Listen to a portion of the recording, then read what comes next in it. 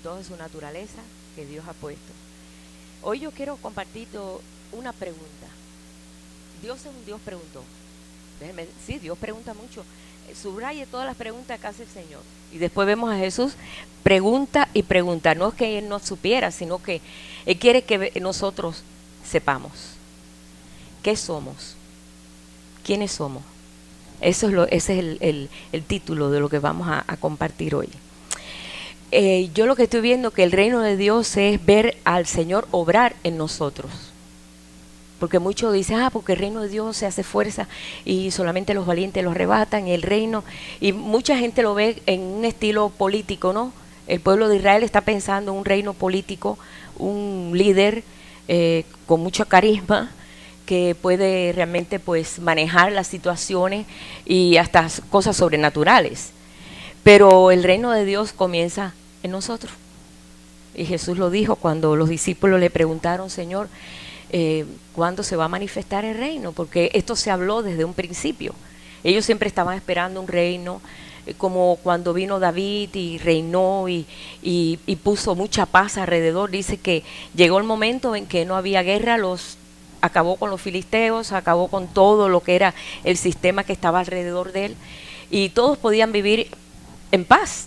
Y entonces ellos siempre veían como que tenía que ser un David, alguien como David.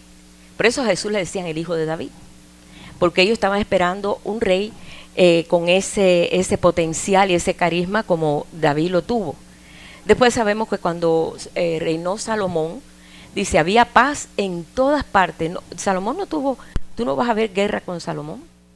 Salomón tuvo paz, pero el Señor permitió que cuando él edificara el templo y todo, hubiera paz. Y todo eso realmente fue David el que peleó y el que luchó y el que venció, que a los sirios, que venció a los filisteos. Fue David, porque David era el guerrero. Cuando David le dijo al Señor, yo quiero hacerte una casa, el Señor le dijo, no, tú no, porque has derramado mucha sangre, pero el hijo tuyo que salga de tus hombros, él va a edificar casa. Pero estaba hablando también en una forma que nosotros ahora entendemos que el hijo que está en nosotros está edificando esa casa. Pero tiene que haber deseo en nosotros que se edifique esa casa. Y ese deseo lo tenía David. Y por eso David comenzó a conseguir madera, plata, oro y todos los elementos que necesitaba el templo. Él preparó todas las cosas de antemano para que entonces su hijo lo tuviera todo fácil. No que fácil, porque sabemos nosotros que él tuvo que edificarlo y mantener todo el orden según David le dijo que tenía que ser. Y según de acuerdo a la escritura y de acuerdo a la ley, cómo tenía que hacer. No podía levantar martillo, nada de hierro haciendo la casa, sino que todo tenía que encajar sin ruido. Imagínese usted una edificación sin ruido, es difícil, ¿verdad? Pues ahí no podía haber ruido, tenía que ser todo edificado en un perfecto orden. Dios lo está haciendo sin ruido, el Señor lo está haciendo sin ruido, porque lo está haciendo en cada uno de nosotros. Y parece como que no está haciendo nada, pero sí está haciendo. El reino se está haciendo fuerte. Pero ese es el reino que el Señor está hablando, a que se está dirigiendo. Ver al Señor obrar en nosotros. ¿Sí? No en las situaciones, aunque el Señor obre en las situaciones, por supuesto, porque nosotros estamos en medio de las situaciones. Pero ver obrar al Señor en nosotros. Y esto es parte de lo que nosotros estamos aprendiendo en este tiempo, en esta etapa que nos ha tocado vivir, en este siglo XXI, que hemos llegado, por una razón, llegamos al siglo XXI. Mucha gente no llegó al siglo XXI. Pero estamos aquí proyectando algo que el Señor lo habló desde, podemos decir, desde antes de la fundación del mundo. Él planeó. El Dios nuestro es un Dios que planea las cosas de antemano. Él pone todas las cosas en orden. Antes que el mundo fuese, ya Él planificó la muerte de un cordero que iba a limpiar todo el pecado del mundo. Desde un principio, cuando no había nada, ya el Señor tenía la provisión, porque Él es el proveedor. Entonces, Dios ha preparado todas estas cosas de antemano y nosotros pues estamos en el proyecto metidos. Ninguno de nosotros nos sobra a nosotros, el Señor no le sobran a los hijos, sino que estamos nosotros en un proyecto que nosotros tenemos que ponernos de acuerdo con Él. Dicen proverbios, estarán dos juntos si no estuvieran de acuerdo. Tú no puedes estar junto con alguien si tú no estás de acuerdo. Entonces, si estamos de acuerdo con el Señor, ahí el proyecto va a funcionar en nosotros, en mí. Pero primero que nada yo tengo que entender que el reino en mí está el reino ya. Cuando le dijeron, Señor, ¿cuándo va a venir el reino? ¿Cuándo va a ser esto? Él le dijo, el reino está en medio de vosotros. Y ellos no entendían, de veras que ellos no entendían muchas cosas. Vinieron a entenderla mucho después cuando Jesús resucitó, cuando ellos fueron llenos del Espíritu Santo. Entonces se les aclaró completamente la revelación, pero antes no entendían. Ellos no comprendían qué estaba pasando. Por eso cuando Jesús muere, dice, las ovejas fueron dispersas. Todos corrieron, todos se escondieron, porque no entendían cómo que el líder de ellos tenía que morir, por qué razón. Y a veces no entendemos las razones por qué tenemos que enfrentar esto o enfrentar aquello. Y es que el Señor está preparando su producto. Bueno, no es que somos producto de Él, somos hijos. Pero estamos en una etapa de enseñanza, de formación en cada uno de nosotros, así como en lo natural nuestros hijos están en una etapa de formación y les enseñamos y una disciplina. Y la disciplina dice que no es causa de gozo. Ninguna disciplina trae gozo. La disciplina causa molestia, porque no nos gusta que nos disciplinen. ¿A quién le gusta que lo discipline? Sobre todo cuando uno tenía 10, 11, 12, 13 años, por ahí que uno ya tenía cierta, ¿verdad?, independencia, y tener que someterte y sujetarte a la orden de los padres.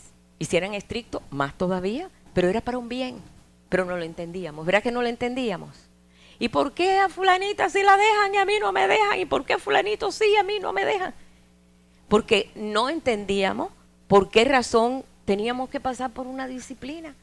No agarres el tenedor mal así, agárralo. Si yo me acuerdo de mis padres, como éramos 6, imagínate.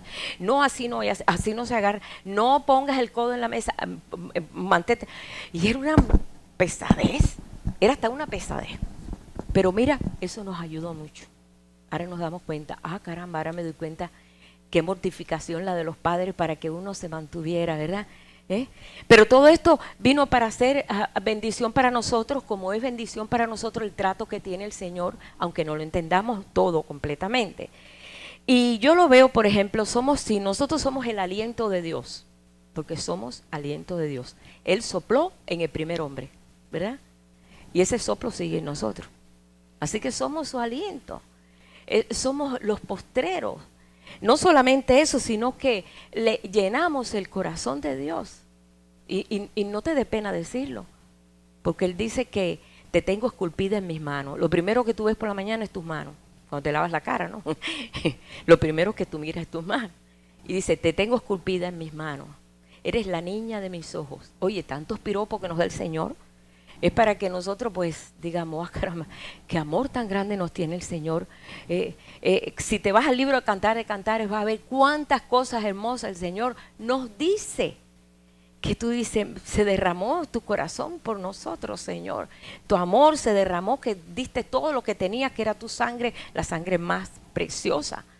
Qué hermoso el amor del Señor y qué hermoso nos tiene a nosotros en un lugar de tanta bendición, de tanta altura. Es para que nosotros nos encontremos en esa identidad con Él. Nuestra identidad. ¿Quiénes somos? Bueno, yo soy hija de mamá y papá y yo tuve abuelo, bisabuelo, tatarabuelo y sabe Dios cuántos más, porque yo no conocí mucho más. Y vengo de una tradición. Eso no es todo. Si tú te vas a la historia de Jesús, Jesús nunca se confundió con su identidad. Jesús supo de un momento quién era su padre. ¿Cuándo comenzó a entenderlo? No sé. Pero a los 12 años él sabía quién era su verdadero padre. A los 12 años un varón judío, un niño que ya empieza en la pubertad, ya se considera un adulto. Pasa por el bar mitzvah y entonces ahí se le considera un adulto y pasa con los adultos a adorar a Dios en la sinagoga, por ejemplo en el caso de Jesús. Por eso vemos que Jesús a los 12 años estaba sentado con los doctores de la ley. Eso no lo podía hacer un niño de 10 años, de 8 años, porque no estaba capacitado. Se suponía que estaba con la mamá y el papá estaba acá. Y no se suponía que estaba con el papá, pero ya Jesús tenía 12 años, la edad por la cual ya un muchacho pasa por la pubertad y ya tiene conciencia y ha pasado por un bar mitzvah que está en una preparación tremenda donde ya toma su manto de oración y donde toma su filacteria y ya tiene entendimiento de todo lo que es las escrituras, está preparado, y Jesús se ve sentado en medio de los doctores de la ley. Y comienza a hablar con aquellos y los doctores de la ley se quedan sorprendidos de la sabiduría de este niño, que cómo lo alcanzó, de qué manera, estaban sorprendidos.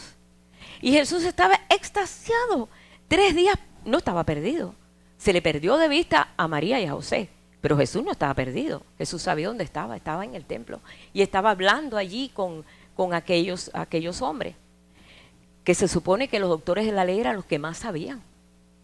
Y Jesús sabía más que ellos. Y ya Jesús sabía quién era su Padre. Mas, sin embargo, nos estaba diciendo el guía allá en Jerusalén que cuando un niño pasa por la circuncisión, por ejemplo, tiene que revelar ahí quién es el padre, la madre. O sea que tú no puedes llegar ahí y decir, bueno, mi papá es Dios. No, no te lo van a aceptar. Él tuvo que decir, mi padre es José. Bueno, los padres, decir, nuestro hijo Jesús, su padre es José y su madre María, y somos pues de la tribu de Judá, vivimos en Nazaret, etcétera, etcétera, todo lo que tuvieron que hacer. Siempre vio que él era el hijo de José, pero cuando le reveló el padre, que el verdadero padre de él era Dios, no sé, no lo dice así en detalles, solamente muestra que llegan María y José y ya no les quedaba lugar para buscar a Jesús. ¿Dónde está Jesús? 3 días perdido, preguntando con los parientes dónde, no lo han visto, no. En una angustia estaba María, en una angustia, porque sabía el proyecto que Dios tenía con Jesús. Él sabía, ella sabía. Pero ¿qué pasó cuando se encuentra? Que le dice, hijo, mira cómo nos has tenido en angustia, ¿cómo? Él le dice, ¿no sabéis que en los negocios de mi padre me conviene estar? Pero no lo entendió nadie, solamente María. Pero María tampoco pudo decir nada, sino que dice, todo esto lo guardó en su corazón. Porque no podía, ¿cómo podemos decir? Entender esto así en toda su totalidad. Y voy a leerle ese versículo para que ustedes vean qué tremendo está en Lucas 3:23, donde dice, Jesús mismo al comenzar su ministerio era como de 30 años. Hijo, según se creía, así dice en el Evangelio, de José. Hijo de Elí, y ya dice, en el 38 dice, en ese mismo capítulo 3:38 dice, hijo de Adán, hijo de Dios. Habla de la genealogía. Pero dice, según se creía hijo de José, pero no era hijo de José, era hijo de Dios. Pero no se había detallado esto, porque esto era algo muy delicado. Esto es una cosa muy, como dice aquí, mucho delicado. Bastante delicado decir que era hijo de Dios, porque se estaba diciendo que era el Mesías. Y el Mesías no presentaba las características de él era un muchacho pobre. O sea, si vamos a ver la forma en que Jesús cuando nació dio una ofrenda a sus padres de paloma, esa es la ofrenda más pobre que había, 2 palominos, 2 pichones de paloma. ¿Qué cosa vale 2 pichones de paloma? Pero esa era la ofrenda que traían, cuando se traía un niño circuncidar, se tenía que traer una ofrenda de una oveja o una ofrenda valiosa, y si eras pobre, pues 2 palominos. Ellos llevaron 2 palominos, porque eran pobres. O sea que no lucía como que iba a ser el Mesías, no tenía. Es que el Señor esconde sus secretos, pero tan bien escondido que si tú no lo puedes discernir, nunca lo vas a entender. Solamente lo tienes que entender en el Espíritu. A los 30 años, que era la edad que él tenía que por la ley esperar a tener 30 años, tuvo que esperar 18 años para manifestar quién era él, su verdadera identidad. Él tuvo que esconderle, y cuando vamos ahí, dice aquí que él se sujetó a sus padres y creció, como dice en Lucas 2, verso 50, dice que cuando él dijo todas aquellas cosas, dice, ellos no entendieron las palabras que les habló, y descendió con José y María a Nazaret y estaba sujeto a ellos. ¿A quién? A José y María. Porque por la ley él no podía decir, con 12 años ya yo soy un varón adulto y voy a hacer lo que quiero, pero por la ley tenía que esperar a los 30.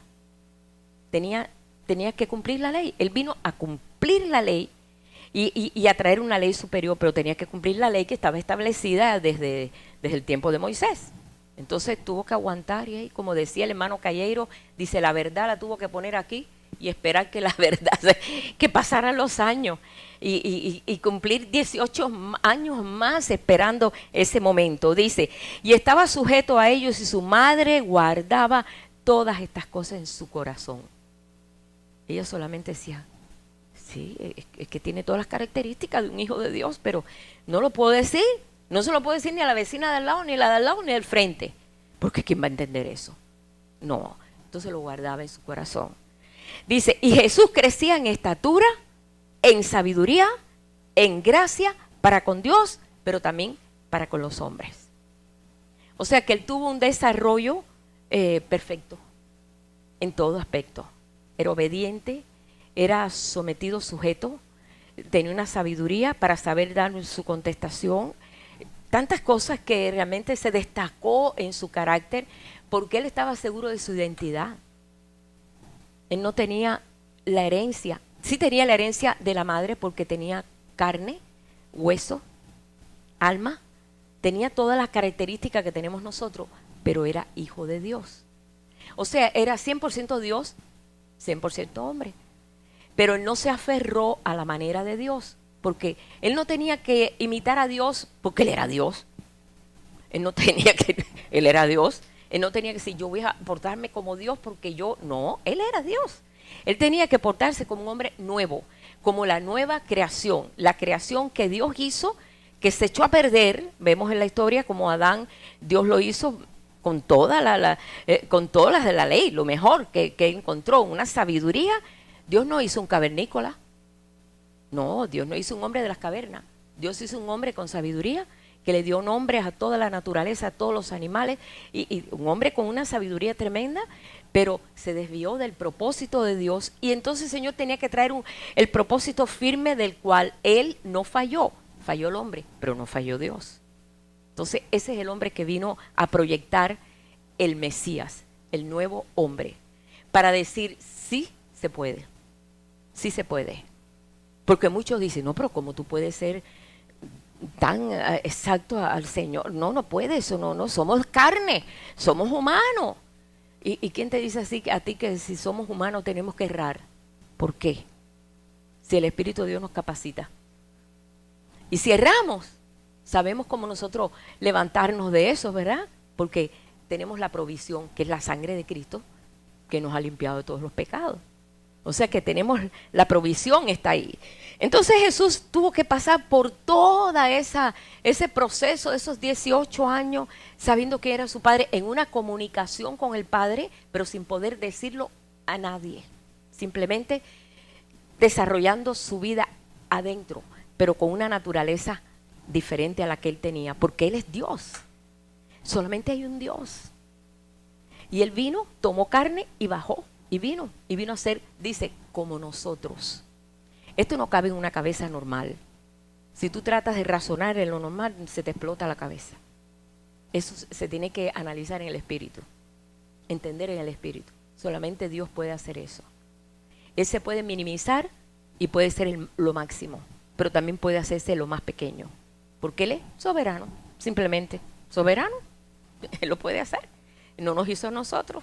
Nos ha hecho hasta la criatura más pequeña de la tierra, que nosotros vemos que hay microbios que yo no veo. Si no es con un microscopio yo no puedo ver, y ahí tienen paticas y forma y ojos y todo. Y tú dices, ¿cómo yo no los veo? Mi hermano me contaba que aquí en las cejas hay unos animalitos que se ocupan de comer todo lo que es todas las células muertas. Pero dice, son como hipopótamos pequeños. Y yo, ay, no me digas que yo tengo eso en la ceja. Dice, sí, dice, pero no se ven. Pero Dios los pone para que limpie esa parte. Cosas así tremendas de ciencia que no hay ojo humano que lo vea si no es por un microscopio. Dios ha hecho la cosa más pequeña y ha hecho tantas las cosas tan grandes también. Ese es nuestro Dios, el soberano, el poderoso, el omnipotente, el grande, pero que también se puede ser pequeño para venir a habitar en nosotros.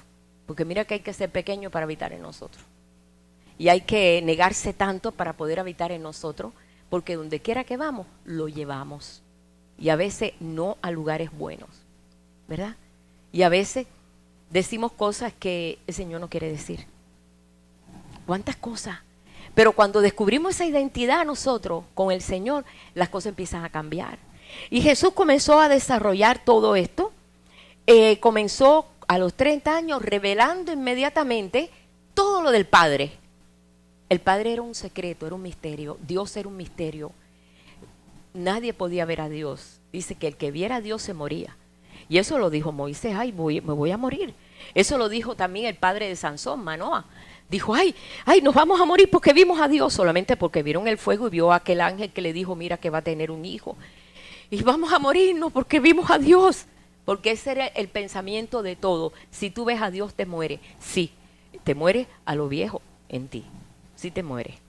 Cuando tú te enfrentas. Por eso Moisés le decía, Señor, déjame ver tu rostro, déjame ver tu rostro. Porque él quería tener esa vivencia, pero también morir a sí mismo. Porque Moisés fue el hombre más manso de toda la tierra, dicho aquí en las Escrituras. El hombre más manso, más sometido, más sujeto, más sufrido, fue Moisés. Pero porque quiso ver a Dios. Efectivamente, murió a sí mismo porque se levantó otro Moisés.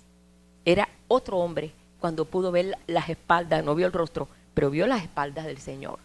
Cuando le dijo, tú vas a ver mi espalda, no verás mi rostro, porque no verás mi rostro, hombre, y vivirás, pero verás mis espaldas, verás mi sacrificio, verás mi trabajo, por la razón que yo he levantado un pueblo que tú estás pastoreando. Entonces eso lo capacitó a Moisés para seguir adelante y le dio fuerza para hacer todo lo que tuvo que hacer en aquel desierto con aquella gente cabezona, porque eran bien cabezones.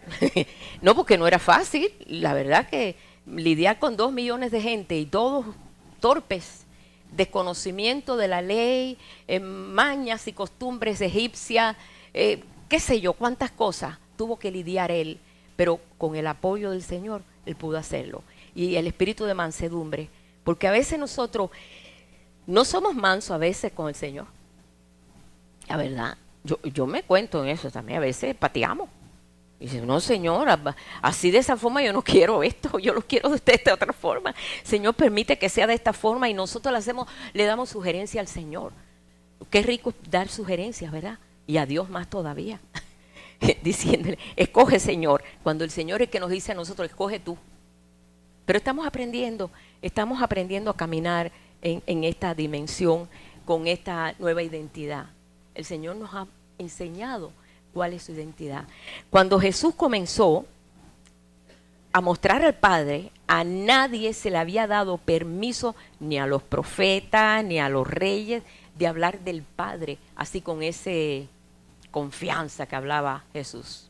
Mi Padre, decirle papi, imagínate, decirle papito, Abba, Abba. Abba es papito. Un judío no le dice Abba a su padre cuando ya tiene 30 años ni cuando tiene 20 años, sino cuando es un niño le dice Abba. Yo tuve un vecino judío que tenían 5 hijos y el más chiquito era la edad de mi hijo, de Iván, y yo los llevaba al kindergarten y ella los traía, o sea, nos hicimos nosotros camaradas y tú los llevas, yo los traigo. Entonces yo me llevaba a los niños o ella los llevaba y así. Y entonces el niño, yo lo veía jugando allí en los apartamentos donde vivíamos. Y una vez lo oí al niño gritando al padre, Abba, Abba, Abba, porque hablaban hebreo los niños, hablaban también inglés y hablaban español porque venían de Chile. Eran israelitas, pero eran de Jerusalén, pero trabajaban para el gobierno. Y yo me sorprendí, ay, qué emoción, mira, dice Abba como Jesús. Y le pregunté a ella.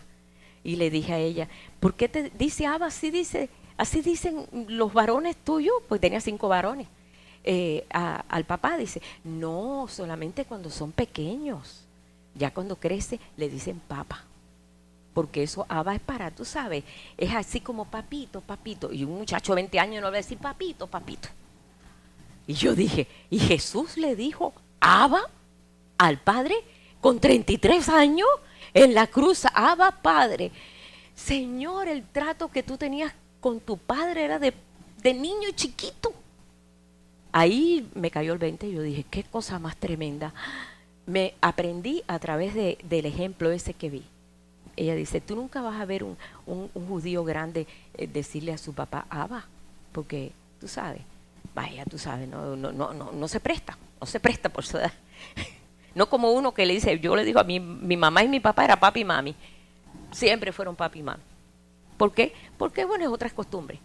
Pero ahí aprendí que el Señor, la conexión que tenía con el Padre era como la de un niño. O sea, que se sometía al Padre como un niño. Como que lo necesito, papi, papi, ¿dónde tú estás, papi? Por eso le dijo, Padre, Padre, ¿por qué me has abandonado? Porque sintió en ese momento el desprendimiento, porque tenía que morir por los pecados y no podía ser Dios. En ese momento tenía que ser carne y morir. Y él sintió esa separación. Pero el empezar de Jesús fue hablando, manifestando al Padre, y el morir fue manifestando al Padre. Qué tremendo. A nadie se le dio ese permiso, sino Él era el único que podía revelarlo. El Mesías podía revelar quién era el Padre. Por eso vemos que Jesús comenzó trayendo parábolas. Hay muchas parábolas ahí que mucha gente no entiende todavía, porque son cuentecitos que parece que se pueden leer así y decir, esto quiere decir esto y esto y esto. No, hermano, tiene una tremenda profundidad y está reflejando realmente cómo el carácter del Señor con nosotros, o en la forma que Él desarrolla su reino, como sea. Lo vamos a ver nosotros en cada parábola, como que es la perla preciosa, entender eso, es esto, el siervo, y todas esas cosas se le dio al Señor mostrar todos los misterios de Dios en forma de cuentos, porque eran cosas tan ricas, eran cosas de tanto valor que no lo podía tirar así como dice, echar las perlas a los puercos, así echarle así, el reino de Dios, mire, es esto y esto, no, estaban escondidos en parábolas. ¿Quién podía entender las parábolas? Los que iban después le decían, Jesús, ¿qué tú quisiste decir con el sembrador ese y la semilla y que salió a sembrar? ¿Qué tú querías decir con eso? Entonces el Señor se sentaba y les explicaba. Y es lo que a veces nosotros no hacemos.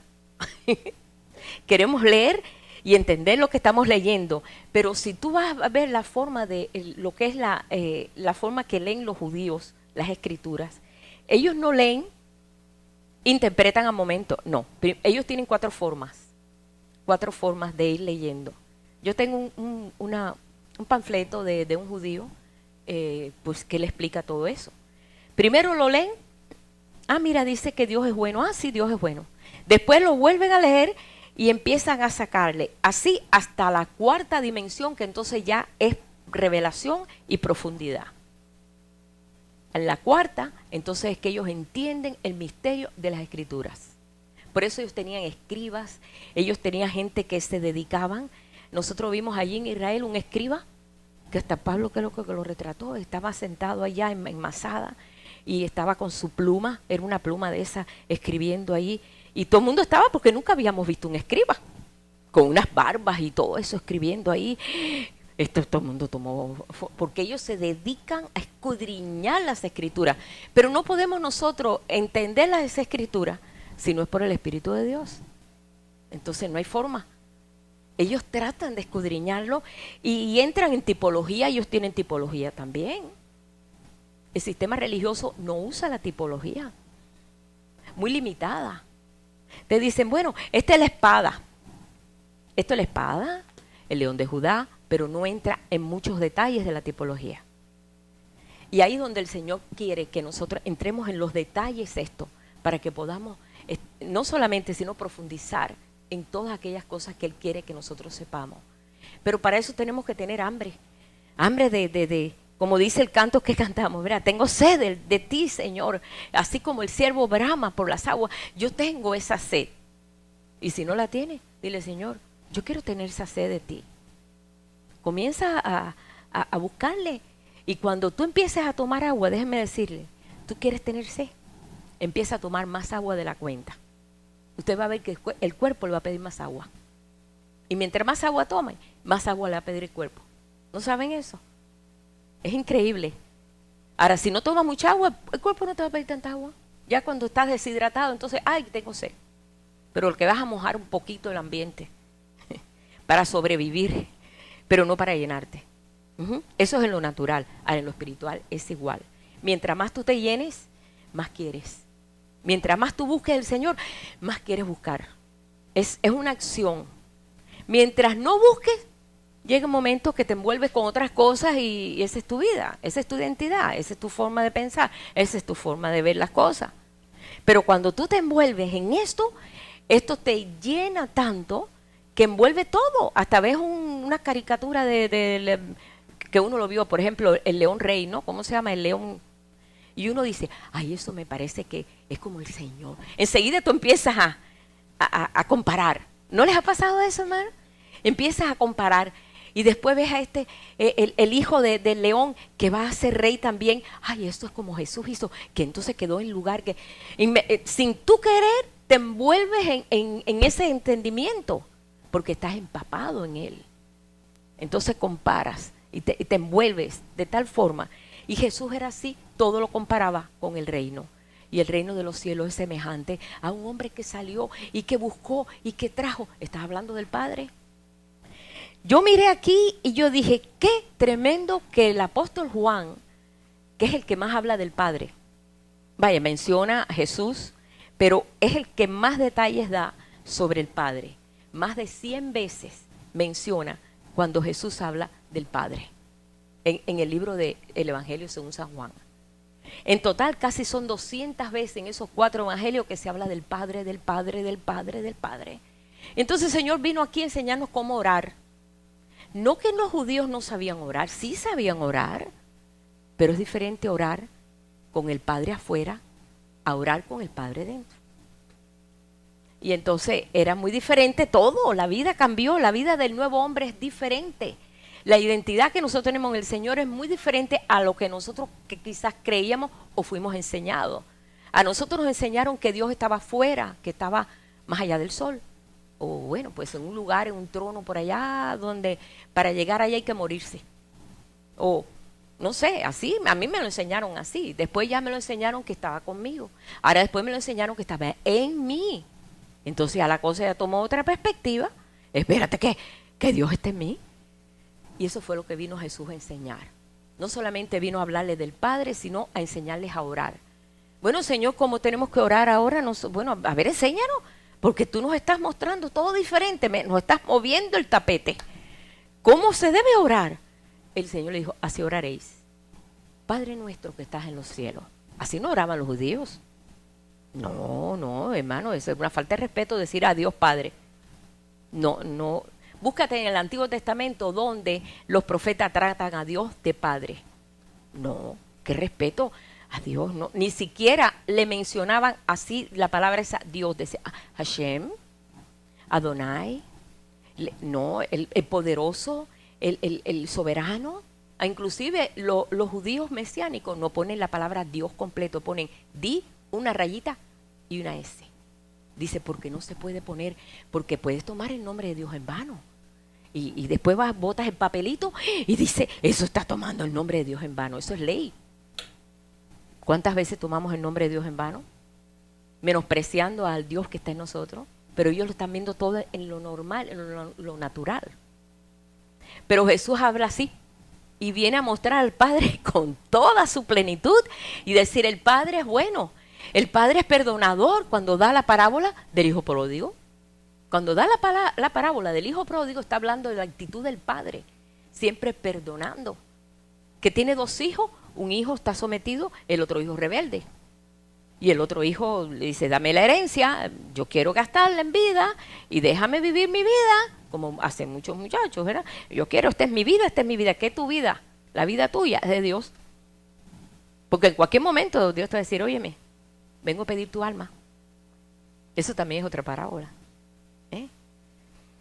No es mía, es de Él.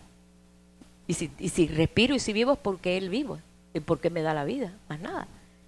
Y entonces el hijo sale y se va y gasta todo y, bueno, pecado y cuánta cosa, toma un derroche su vida. Hasta que se quedó pobre Y entonces ahí muestra realmente la calidad de vida que nosotros vivimos cuando no tenemos el concepto de que Dios vive en nosotros.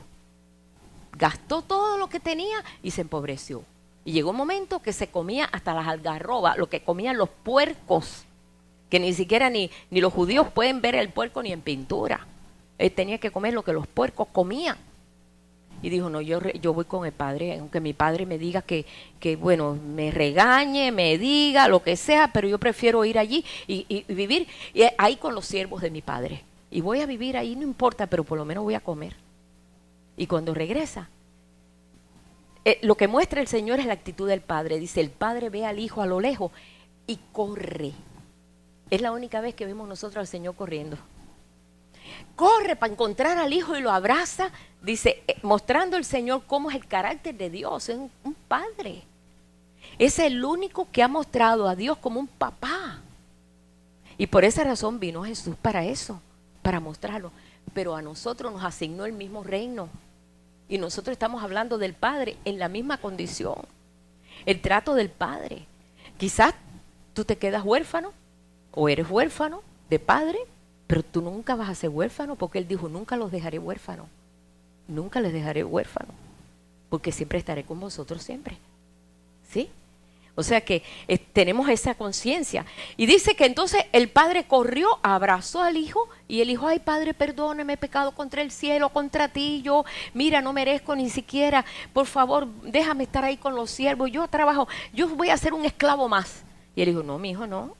Busquen el manto de mi hijo, busquen el anillo de mi hijo. No, y vamos a hacer una fiesta porque tú regresaste, porque creíamos que te habías muerto, pero hoy te hemos recuperado. Esa es la actitud del Padre con todos. ¿Por qué? Porque una de las identidades de nosotros es que somos hijos de Dios. Somos hijos de Dios, hermano. A veces no digerimos esto, porque decimos, no, ¿qué voy a ser yo hijo de Dios si yo no? A veces ni lo tomo en cuenta. Eres hijo. Bueno, quizás rebelde, pero eres hijo. Mi hijo rebelde. hay proyectos, ¿verdad?, de que puedes mejorar. Porque yo veo el hijo pródigo pudo mejorar y se pudo arreglar y pudo volver a recibir el mismo trato que tenía, porque su corazón fue arrepentido. Entonces, ¿cómo tenemos nosotros que llegar en esa actitud de arrepentimiento también? No dice cuando Juan el Bautista estaba, pues, primeramente avisando de que el reino ya se acercaba, que el reino de los cielos se ha acercado. Ya, vamos, arrepiéntanse.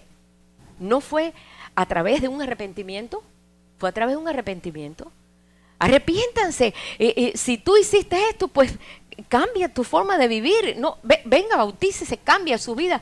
Va a ser una vida nueva. Y eso fue lo que hizo Juan el Bautista y en la orilla de Jordán.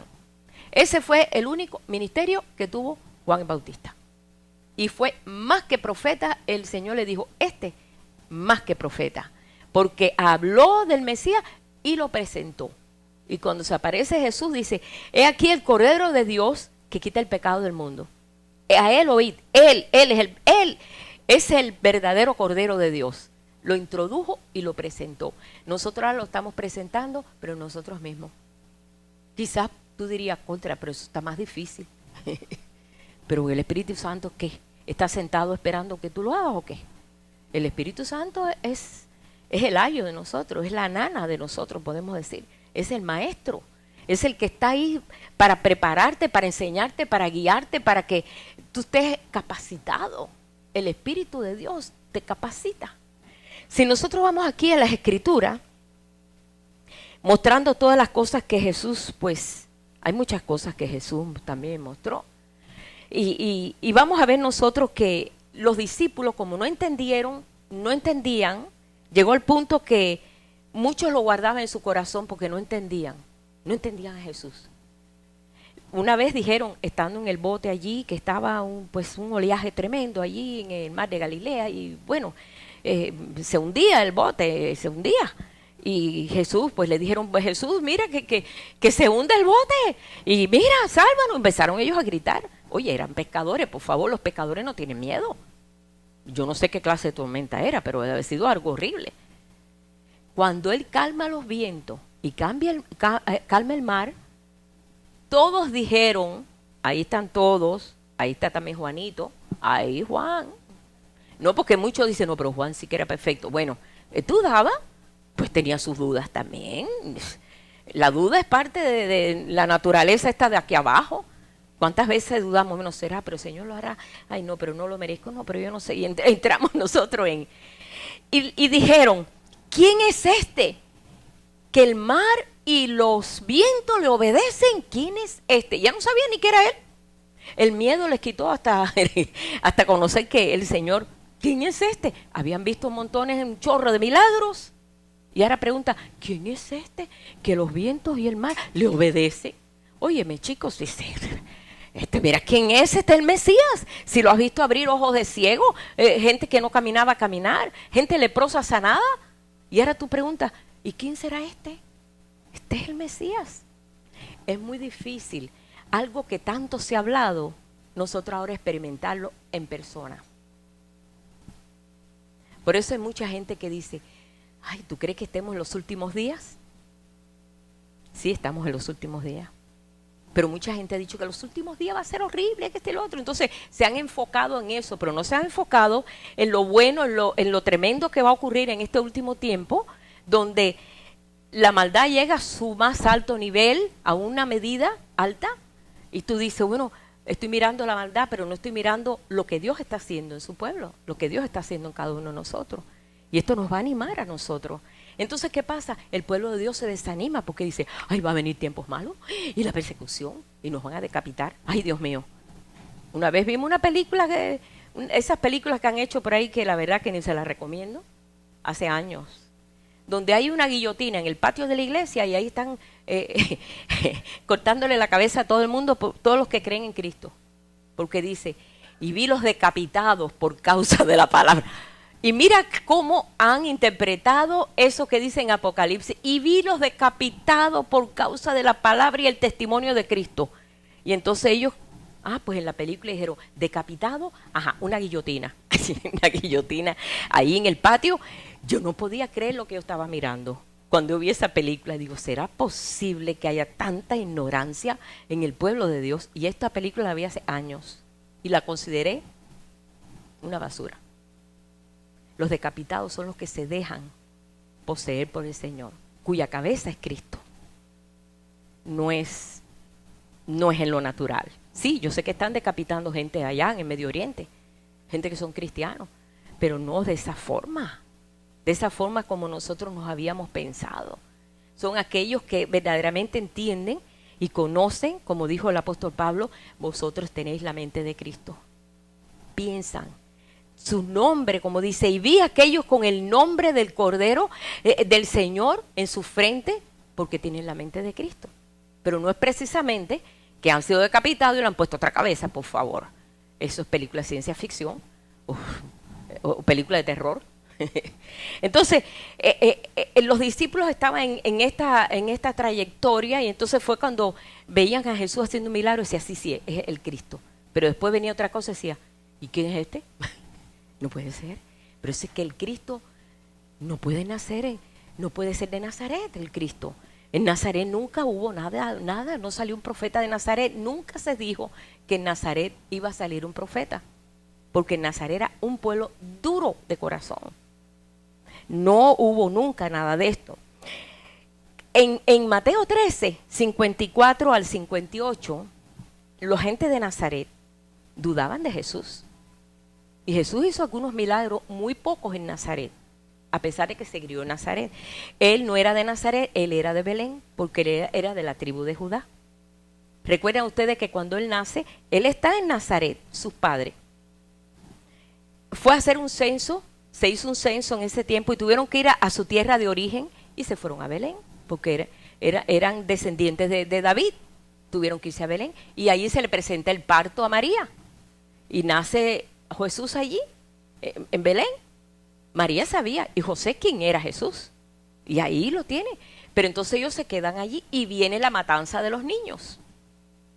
Cuando vienen los magos del oriente, que siempre digo, no eran ni reyes ni eran tres.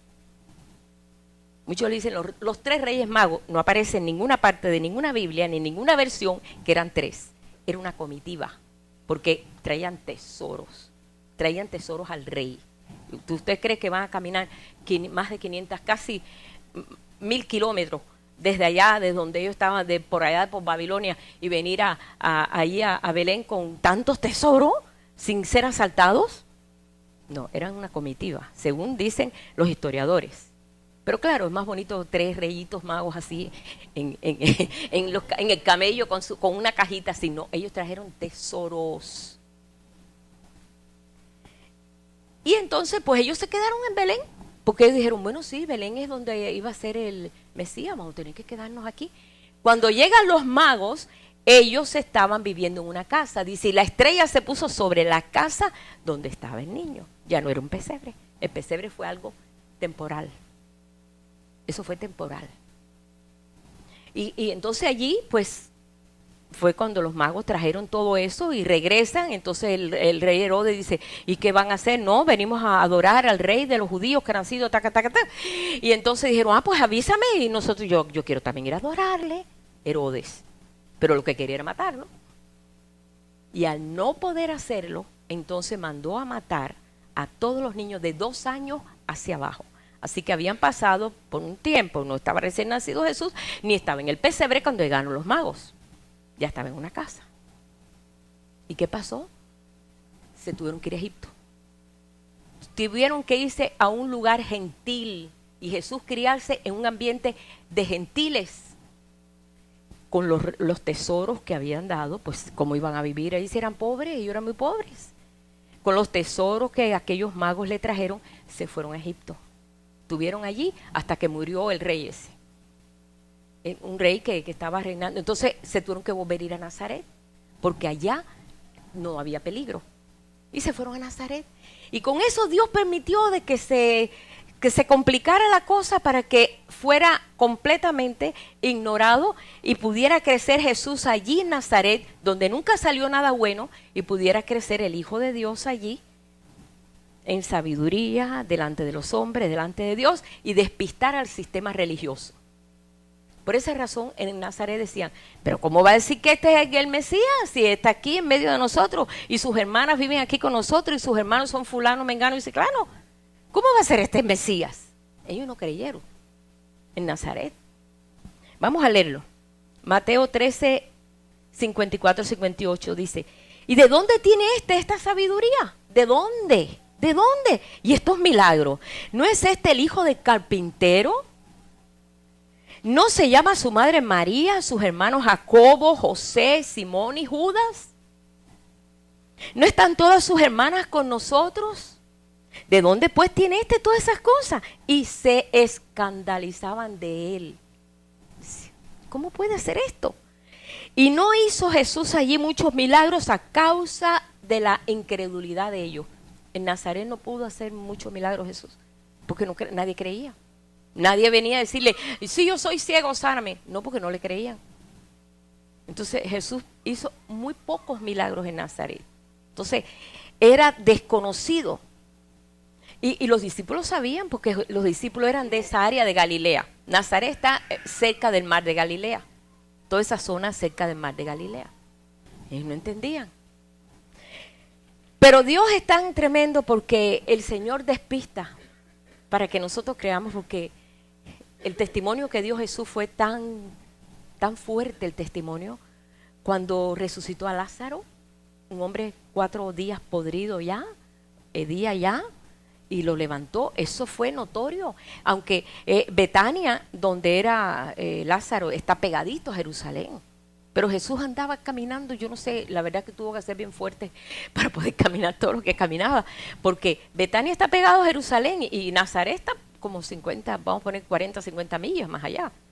O sea que caminaba, y entonces se hizo notorio de que este hombre tenía un poder increíble, y que mira, levantaba muertos y sanaba leproso. Nadie podía sanar un leproso.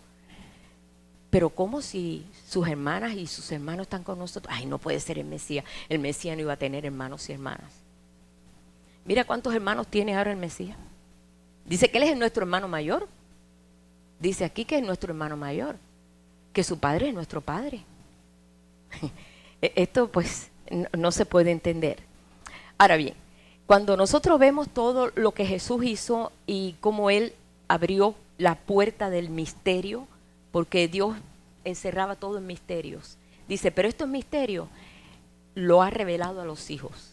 Entonces, ¿cómo nosotros podemos alcanzar a entender todos estos misterios? Bueno, nos mandó la ayuda del Espíritu Santo, pero a través del amor. Si nosotros no amamos al Señor, el Señor es celoso con su misterio. La base es el amor. Por eso el Señor también enseñó cómo adorar a Dios. Ellos tenían un concepto que a Dios había que adorarlo en Jerusalén. Y entonces que había que ir a Jerusalén, por eso se la mandaban caminando de un lado a otro, 3 fiestas anuales, tenían que venir desde allá del norte de Israel hasta allá, hasta el sur, que es donde está Jerusalén. Porque hay que adorar en Jerusalén. 3 veces por la ley tenían que ir a Jerusalén a adorar y llevar su ofrenda. Y como a veces no podían traer una ovejita, imagínate, se despatillaba la ovejita caminando desde allá arriba hasta llegar. Cuando llegaba la ovejita ya no era una ofrenda, ya era una piltrafa. ¿Y qué pasó? Pues entonces allí en el templo, pues vendían ovejitas al triple de precio o 4 veces más caro. ¿Recuerdan? Y vendían cosas allí para que entonces la gente no tuviera que traer sus animalitos, su ofrenda desde lejos, y ahí lo compraban, pero explotaban al mismo pueblo. Y fue cuando Jesús fue al templo y tumbó las mesas, soltó las palomas, y dijo, no hagáis la casa de mi padre una casa de mercado. Entonces, pues, ¿cómo se debe adorar a Dios? Si ahora dice, ¿y cómo vamos a traer los animalitos? ¿Y cómo? Entonces el Señor enseña, el Padre es espíritu, y los que le adoran en espíritu y en verdad es necesario que adoren. Entonces ahí mostró cómo se adoraba ahí al Padre. Ya no tenían que irse allá hasta Jerusalén para ir a adorar. Porque imagínense, ahora nosotros tuviéramos que ir a Jerusalén a adorar. Jerusalén se hunde con tanta gente ahí, porque es chiquito aquello. Allí no vive ni 1 millón de gente, hermano. Y las casas están todas así pegadas. Y no vive 1 millón de gente. Y tú dices, creo que hay 500,000 habitantes allí. Porque es pequeño, ¿eh? Entonces el Señor dice, no es ni aquí ni allá. Cuando le dijo a la samaritana, bueno, es que nosotros los samaritanos decimos que no, que aquí en Samaria es donde se adora. Y ustedes los judíos dicen que es Jerusalén, pero estamos confundidos, ¿es allá o acá? Y él le dice, ni acá ni allá, en espíritu y en verdad. Porque tales adoradores busca el Padre que le adore. Esos son los que busca el Padre. Entonces, ¿qué hizo? Amplió el nivel de adoración. Porque todos estaban sujetos que tenían que ser allí. Imagínate. Y ahora el Señor dice, no, tú puedes estar allá en el Polo Norte y tú puedes adorar. Tú puedes estar en el Polo Sur y tú puedes adorar. Y el Señor recibe tu adoración. Nos liberó. Con eso nos liberó. Y entonces nosotros hoy somos testigos de lo que Jesús enseñó. Y ahora nosotros, como se nos ha asignado el mismo reino, el Señor lo dijo, os asigno un reino como mi Padre me lo asignó a mí. O sea, les hago responsable del reino como mi Padre me lo hizo a mí. Vamos a leer ese versículo porque eso está muy, muy interesante. Lucas 22, 29. Vamos a leerlo. Es un versículo pequeño, pero para mí fue muy impactante ese versículo porque tomé conciencia de la responsabilidad que tenemos nosotros delante del Señor. 22, versículo 29. Yo pues os asigno un reino como mi Padre me lo asignó a mí. O sea, les traspaso la responsabilidad. Esta responsabilidad se las traspaso a ustedes. Entonces, ¿qué hizo él? Enseñar a hablar del Padre abiertamente. Por eso es que nosotros cuando oramos decimos, Señor Padre nuestro, muchos dicen, ay papacito, mucho, ¿verdad? Tenemos ya confianza con el Padre de decirle papi, hasta decirle papi. Yo cuando llegué aquí a Texas me sorprendía que todo el mundo trataba a Dios de usted. ¡Ah! Porque nosotros tenemos la costumbre de tratar a nuestros padres de tú, que es la forma de más confianza. Bueno, es la forma de la cultura, me imagino, no sé. Y yo decía, ay, ¿por qué tú tratas al padre de usted? Dice, no, es que nosotros tenemos costumbre a nuestros padres de la tierra, los tratamos de usted. Oh, está bien, ¿verdad, Alma? Que yo me sorprendía que trataba a Richard de usted y yo, ay, ¿cómo a tratar al esposo de usted? Bueno, tú sabes, yo sé que son las costumbres porque nosotros tenemos una costumbre más isleña, más de islas. A todo mundo tú. Si está muy vieja la cosa, ya, entonces usted. No, sí. Si ya era muy viejito, entonces usted. Ni a mi abuela trataba yo de usted. ni a mi abuela, porque casi estaba siempre con ella y me lucía que como que la veía lejos y la trataba de... Y entonces me di cuenta que era la forma de respeto que aquí, pues, con el padre, ¿no? Y yo decía, ay, no sé si cómo orar así delante de ellos, que se van a sentir ofendidos, porque no tenía esa costumbre. Pero no importa, como tú tengas la confianza de expresarte a tu Dios como ese padre, hazlo, porque así el Señor te lo asignó a ti. Comienza a adorarle como el Señor también adoró, de la misma forma que el Señor manifestó. En Marcos 16 dice, y sobre los enfermos pondrán tus manos y sanarán. Igual que Jesús. Estamos aprendiendo sus maneras, su forma de ser. Estamos volviendo a la identidad que el Señor por la cual nos llamó. ¿Tenemos una identidad definida o está todavía indefinida? A veces nos sentimos como de aquí de la tierra, otras veces nos sentimos parte del cielo. Vamos a definirnos, ¿verdad? Estamos aquí en la tierra, militando aquí en la tierra, pero hemos sido comprados por un precio muy, muy alto por la sangre de Cristo. Él dice, comprados sois. No sois vuestros. El Señor lo dice, no sois vuestros.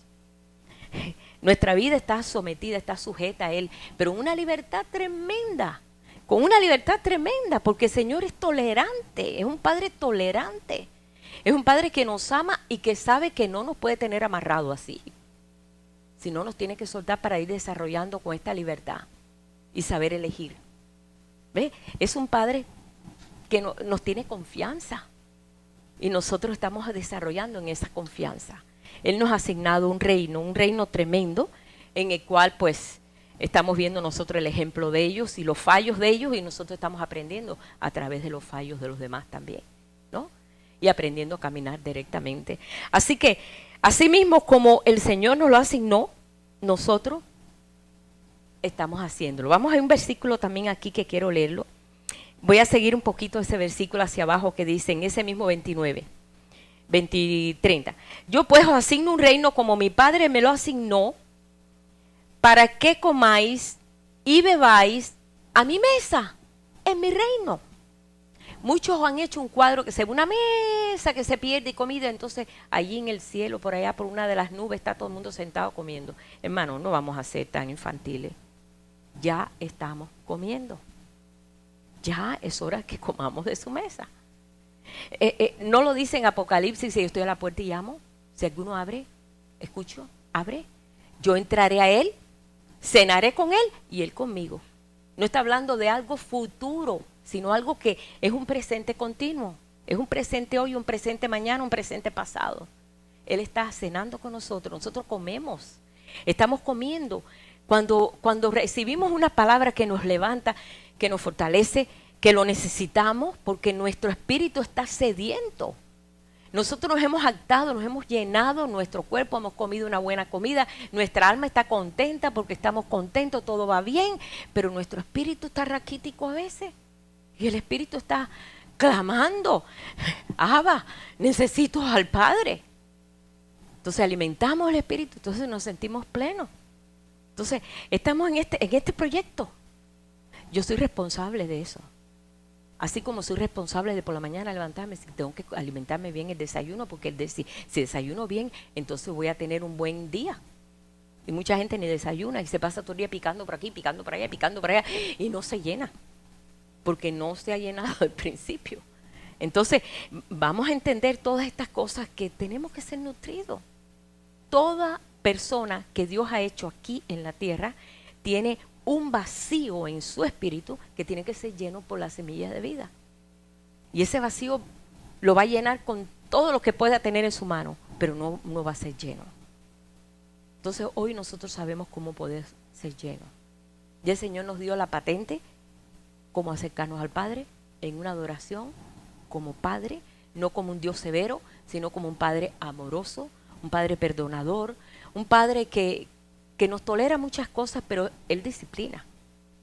Dice, el Padre que ama, castiga. Claro, nosotros cuando dimos castigo nos erizamos, porque ¿qué pensamos? La persecución nos va a agarrar. No, espérate. El Señor tiene su disciplina y nosotros estamos aprendiendo eso también. Yo me recuerdo, mi hermana mayor era tan buena, tan buena, tan buena, que yo no recuerdo ni una sola vez que la regañaron mis padres. Y a nosotros nos mataban. Y decíamos, claro, ella es la buena y nosotros los malos. Y en verdad éramos nosotros los malos y ella era la buena. Ella era un ejemplo. Y nosotros éramos, no es que éramos malos, sino que éramos traviesitos nada más. Pero pues sí, la disciplina nosotros le llevamos, pero ella no necesitaba disciplina porque era muy sometida, muy obediente, muy disciplinada. Yo no sé, tenía un potencial para eso que nosotros no teníamos. Y entonces, ¿necesitamos nosotros disciplina? Sí, como la necesitamos ahora también nosotros. Pero es una disciplina que construye, no destruye. Porque hoy en día hay disciplina a los hijos que los destruye. No, que nos construye. Y nosotros, bueno, pues nada más que doy esta recomendación, no te detengas. Tienes un año por delante lleno de metas, lleno de tentaciones, ponle tú también. Pero el Señor ya nos dijo cómo teníamos que orar. Señor, no nos metas en tentación, no permitas que una tentación me desvíe eso está en parte de la oración. ¿Cuántas veces nosotros oramos así? Vamos a ver. ¿Cuántas veces nosotros salimos, Señor, líbranos de caer en tentación? ¿Verdad que nunca oramos así? Pues en la oración modelo está. Nada más que quiero, porque a veces no es tentación de que te van los ojos por aquí, por allá, no. A veces un mal negocio es una tentación. No quiere decir, una decisión mala es una tentación. Algo que tú decides que no cuentas con el Señor, lo que sea, una trampa, son tentaciones. Nosotros podemos caer en eso. Todos pueden caer en eso. Pero el Señor está ahí para librarnos a nosotros. Entonces nos ha dado todas esas recomendaciones para que pudiéramos tener una vida de éxito, de testimonio. Donde podemos decir, bueno, yo sé que quizás el camino que estoy caminando está un poco difícil, pero al final me espera esa luz. Y yo sé que el Señor es mi Dios en todas las circunstancias. Y vemos cómo el Señor nos saca adelante. Él nos saca adelante cuando nosotros decidimos por Él. Por esta razón, no pierdas el tiempo. No dejes que... Y yo no me gusta hablar del enemigo, porque verdaderamente el enemigo donde se aloja es aquí. Pero a veces le dejamos al enemigo ese tiempo. La verdad es eso. Vamos a valorar el tiempo. Nuestro tiempo... 12 meses tenemos por delante. Vamos a valorarlo. Día a día tú vas a aprender. Ama a los que están alrededor tuyo. Desarrolla el amor. A veces no lo desarrollamos, a veces nos hacemos hasta insensibles. Se los digo, hermano, porque es así, porque andamos corriendo, es así. Vamos a empezar a desarrollar ese amor que está en ti, ese potencial que está en ti, que el Espíritu Santo lo ha puesto en ti, comienza a desarrollarlo. Y tu unión con Dios, eso no lo quita nadie. Nosotros somos responsables de eso. Muchos dicen, bueno, ¿por qué yo no tengo el mismo deseo que tenía al principio? Te has descuidado, sinceramente, te has descuidado. Si tú te descuidas, te vas a debilitar, te vas a enfriar. Y llega un momento que te enfriaste y ya para volverte a calentar, bueno, busca al Señor y el Señor te calentará de nuevo, ¿no? Pero hermano, no hay razón. ¿Por qué? Porque los tiempos ya son difíciles, pero son gloriosos para este tiempo, porque el Señor nos ha dado todas las herramientas para vencer en este tiempo. No podemos decir, ay, Señor me ha dejado abandonado, yo no sé cómo ahora voy a salir de esta. Clama a mí, yo responderé. ¿Acaso no lo ha dicho? Clama a mí, yo responderé. Yo pondré todas aquellas cosas. No lo hice con los discípulos. No lo hice cuando me clamaron en ese barco y paró los vientos, paró el mar y paró todo. No lo hice allá, aún cuando vemos nosotros todo lo que pasaron, los apóstoles, los profetas, todos clamaban a Dios. Y Dios respondía. ¡Qué tremendo! ¿No tenemos un montón de ejemplos? Tenemos un montón de ejemplos para que nosotros nos sintamos porque no los tenemos. Eso ahora, hermano, verá que tomemos en serio esto. No es un sistema religioso, es la vida nuestra. Es nuestra vida que se la hemos dedicado al Señor, se la hemos entregado al Señor. Señor, esta es tu vida. Pero Él te da libertad para que tú hagas y sigas viviendo. Pero que tú, así como se le asignó a Él, a nosotros nos asignó. Jesús creció delante de los hombres, pero también delante de Dios. Si nosotros estamos creciendo, bueno, quizás por los lados o estamos bajando, lo que sea, ya no es igual, porque ya somos ya adultos, ¿no? Pero estamos creciendo delante de los hombres en un testimonio, pero también delante de Dios. Va la cosa igual. Donde el Señor dice, este es mi hijo amado, me complazco en él. Quizás no va a oír la voz tú, pero vas a sentir tú en el corazón ese mensaje de Dios en tu vida. Vamos a ponernos en pie, hermano. Solamente recordarte que todos corrieron la carrera. Juan corrió la carrera, Jacobo corrió la carrera, Pedro corrió la carrera. Corre tú la carrera también. Pablo decía, he corrido la carrera, he podido, pero sigo prosiguiendo al blanco. No lo he alcanzado, pero sigo prosiguiendo al blanco. Esa es la actitud que tenía el apóstol Pablo. Por eso lo hizo tan exitoso. Por eso pudo pasar por todas las cosas que pasó y mantenerse en un carácter exactamente como lo tenía cuando él recibió aquella luz que lo cegó. Que su vida cambió completamente. De ser un fariseo, de ser un perseguidor de la iglesia, a ser un perseguido. Y a dejar de ser un fariseo para ser un discípulo de Cristo. Hoy el Señor nos está llamando a eso. Y si verdaderamente estás enfocado, dile al Señor, yo quiero ser lo que tú quieras. Yo acepto este reino que el Señor nos ha asignado. Yo no sé si tú lo aceptas, pero yo lo acepto. Señor, yo acepto este reino. Y yo te doy gracias, Padre, porque esta responsabilidad lo has dado a los postreros. Tú lo dices, Señor, yo con los primeros y yo con los postreros. Y tú estás con nosotros, Señor, en este día. Nos has dado conciencia de la presencia tuya en nosotros, Señor. Yo sé que tiempos atrás, Señor, hace 2000 años atrás nadie podía pararse a decirte a ti, Padre. Pero hoy nosotros podemos abrir nuestra boca, Señor, y decirte, Padre nuestro, que estás en los cielos, santificado sea tu nombre. Venga tu reino, Señor, sea hecha tu voluntad como en el cielo, así también en la tierra, Señor. Danos ese pan de cada día, ese alimento espiritual, Señor. Perdona nuestras deudas de la misma forma que nosotros perdonamos a los que nos ofenden, Señor. Y no permitas que caigamos en ninguna tentación, Señor. Mas líbranos del mal, Señor, porque tuyo es el reino, tuyo es el poder y tuya es la gloria, Padre, por los siglos de los siglos. Amén, Señor. Así como tú nos enseñaste, Padre, nosotros queremos, Padre, orar a ti en ese entendimiento nuevo, Señor. Danos ese alimento especial de cada día, donde podemos desarrollar este potencial que hay en nosotros, Señor, que a veces nosotros lo limitamos para que no se desarrolle, no por malo, sino porque a veces lo ignoramos, Señor. Pero tráenos a conciencia, Padre, la necesidad que hay en este mundo de que la sal tuya y la luz tuya alumbre a todo hombre y que podamos nosotros, Señor, ser instrumentos en tu mano, Padre. Dedicamos nuestra vida a ti, Señor. Mira nuestras manos, Señor. Dedicamos nuestras vidas a ti, Señor.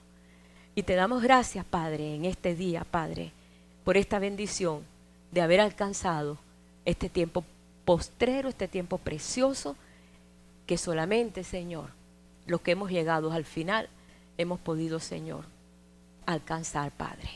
Yo sé que ahí están todos estos, Señor, que están diciendo, sigue adelante, porque nosotros no vamos a poder tener cuerpo de resurrección mientras ustedes no sigan adelante.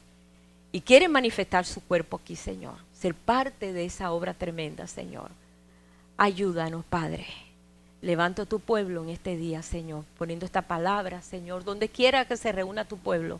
Levanta a tu pueblo, Señor, en esta hora, Padre. Abre, Señor, estos entendimientos, Señor, de que tú eres el eterno. Siempre seguirás siendo el eterno, el Padre eterno en nuestras vidas, Padre. Te lo pedimos, Señor. En el nombre de Jesús. Amén.